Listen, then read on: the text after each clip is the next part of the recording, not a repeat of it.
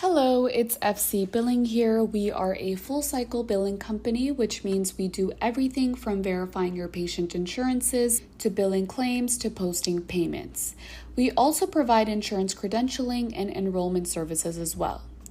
Today, our presentation will be on Incident to Billing. First, let's define it. Incident to Billing is a Medicare billing provision that allows non-physician practitioners, or NPPs, to bill under a supervising physician's NPI. Why is this so important? Well, when used strategically, it can significantly boost your practice's revenue, as billing with the physician's NPI will allow for the claim to be reimbursed at 100% of physician's fee schedule instead of the 85% NPP rate. It also expands provider productivity without sacrificing revenue, keeping physicians' time focused on complex cases while routine visits can be handled by qualified staff. Yet, many providers mistakenly lose income each month due to errors or missed opportunities in applying this rule, so let's go over how to avoid these mistakes. So who actually qualifies to be an NPP? Nurse practitioners, physician's assistants,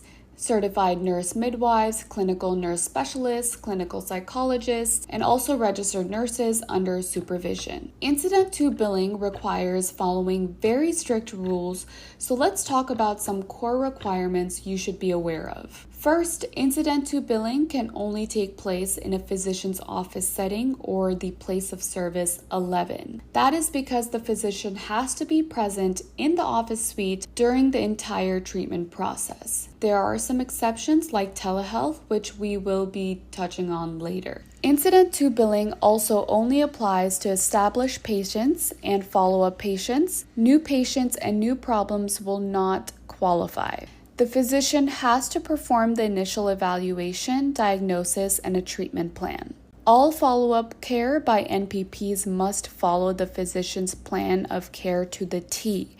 They cannot make their own decisions. As I mentioned earlier, the supervising physician has to be present in the office suite, not just reachable by phone during the entire treatment process. Also, the treatment or services must be medically necessary and part of typical outpatient care. The physician must also continue to be actively involved in the patient's course of treatment. As of 2025, CMS now allows some incident to supervision via telehealth in specific scenarios. The physician must be available virtually, like through a video call, not just by phone, if the NPP is employed and the service has the correct billing indicator. Always confirm current CMS and payer guidelines for these scenarios. To get even clearer, let's talk about what's not allowed when billing incident to. Initial visits or first-time consultations by an NPP for a new patient is not allowed. Services for a new problem or diagnosis, even with an existing patient, hospital, nursing facility, or other institutional settings, NPPs who are not credentialed with Medicare, services already covered by other benefit categories such as flu shots, and diagnostic tests. Here is how a incident to billing workflow would usually go. First, the physician examines the patient, diagnoses the problem, and establishes a written treatment plan. The plan is documented in the patient's medical records with clear instructions. NPP provides follow-up care strictly following the physician's plan.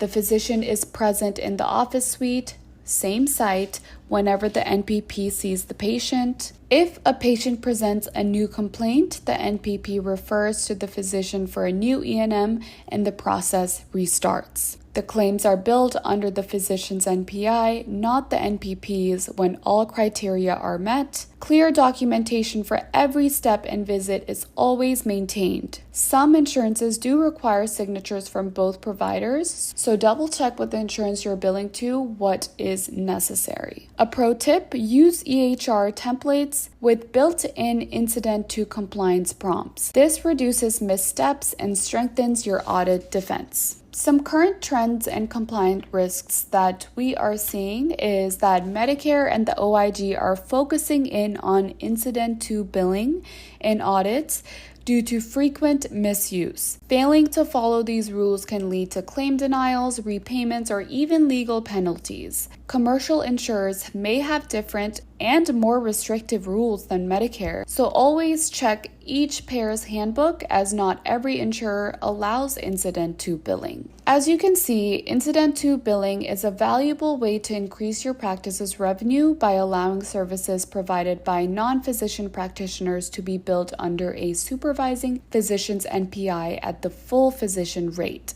However, it requires careful adherence to strict rules such as physician's involvement, location, patient status, and documentation to maintain compliance and avoid costly denials or audits. We at FC Billing are experts at billing in these cases to make sure you are getting maximum reimbursements while following the rules. If you are interested in learning more about how we can help your practice grow and maximize your revenue, please reach out to us via our website, www.myfcbilling.com, or call us at 540-609-7404. We hope this presentation was helpful. Feel free to leave us a comment with any questions you have. As always, thank you for watching and have a great day.